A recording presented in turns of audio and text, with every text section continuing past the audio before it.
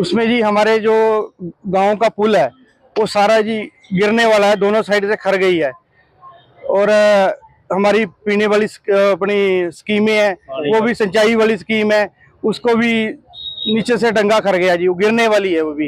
एक कोई हमारे गांव में मोटर भी है, वो भी मकान है किसी का, वो भी गिरने वाला है जी।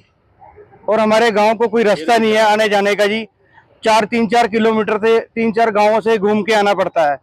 ये वो पुल है हमारा बना हुआ, हरिनारायण जी के टाइम का बना हुआ है जी, उन्होंने विकास करवाया था, उसके बाद कोई विकास का कोई नाम नहीं है जी।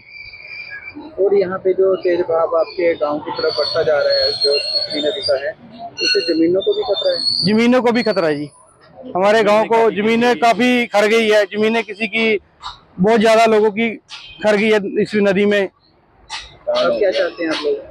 अब जी सरकार से ही मांग रखना चाहते हैं भी हमारे यहाँ पे डंगे लगाए जाए नदी में, ठीक है जी। हमारे गांव का पुल का कुछ संविधान करा जाए, पुल में कोई आने जाने के लिए, कोई रात को अगर बीमार हो जाए, कोई आने जाने के लिए कोई रास्ता नहीं है।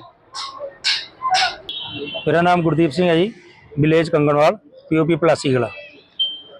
हमने 2 साल से सरकार को भी बताया था, बाबा जी को भी दिखा दिया, बाकी एमएलए केएल ठाकुर को भी दिखा दिया था। ये थोड़ा कुछ माइनिंग की वजह से भी हो रहा, कुछ नदी में जो बहाव इधर उधर साइड में हो गया, उसकी वजह से जो गांव वालों की जमीन है उसको कटाव लग गया। मोटर का जो वहाँ की सिंचाई स्कीम है उसका भी नुकसान हो गया, और जो अपना झूला पुल है उसकी भी दोनों साइडें कर गई है। तो हमारे गांव को जो रास्ता जाता था नदी के पार से वो भी पूरा खत्म हो गया। इसलिए सरकार से निवेदन है भी उसको जल्द से जल्द कुछ ना कुछ किया जाए ताकि जो कटाव रोका जाए। क्या कारण मानते हैं ये जो एक तरफ नदी पलटी है? तो पलटने का तो देखो, कहीं माइनिंग भी होती है, कोई रेत उठाता है, कोई रात को आके मशीन लगा लेता है, कोई पता नहीं लगता है। जब तक रोकने जाते तो पता नहीं लगता कौन है कौन नहीं है। कोई पत्थर भी उठा लेता है बीच में से, ऊपर से जैसे तेजाब, मतलब ये फैक्ट्री जैसे कटाव चल रहा है, एक तरफ से हो गया तो दूसरी तरफ ऐसे ही कटाव चल पड़ा, पानी का वो परली साइड पहुंच गया। एक मकान को भी खतरा बन गया, आधा तो। हाँ जी, हाँ जी, वो आधा तो टूट के गिर गया है, उसका भी कम से कम 4 फुट का एरिया जो है वो पानी में बह गया। और जो पानी की स्कीम है वो तो काफी खतरे में है। हाँ जी, पानी की स्कीम है साथ में। हाँ जी, पानी की स्कीम है वो तो सिंचाई की। हमारा वहाँ तो बोर तो है नहीं, कोई बोरिंग बोल नहीं है, उसी नदी का पानी उठा के सिंचाई करते हैं, और वो खत्म ही है मेरे हिसाब से। तो अगर एक आधी ऐसा नदी का बहाव आ गया तो पानी की पूरी स्कीम खत्म हो जाए।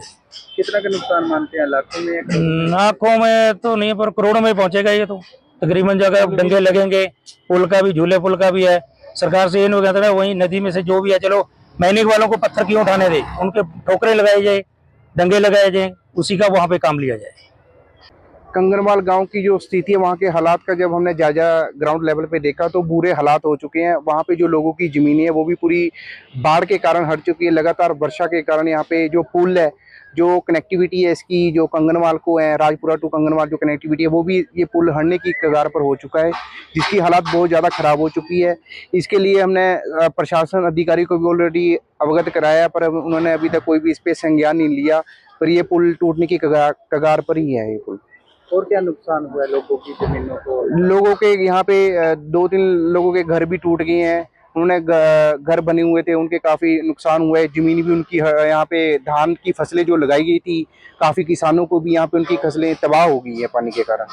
क्या डिमांड है आपकी सरकार? हम तो सरकार से ही उम्मीद करते हैं कि वो इस पे जल्द से जल्द संज्ञान ले, और जो कंगनवाल वाला पुल है इसके ऊपर उनको देखना चाहिए, क्योंकि ये पुल अगर टूट जाता है तो काफ़ी गाँव वालों को दिक्कत का सामना करना पड़ सकता है। कितने गाँवों को परेशानी है? यहाँ पे बहुत सारे गांव हैं, काफी गांव हैं जो इसके साथ कनेक्टिविटी में है। तो अगर ये पुल टूट जाता है तो सभी गांव वालों को परेशानियों का सामना करना पड़ सकता है।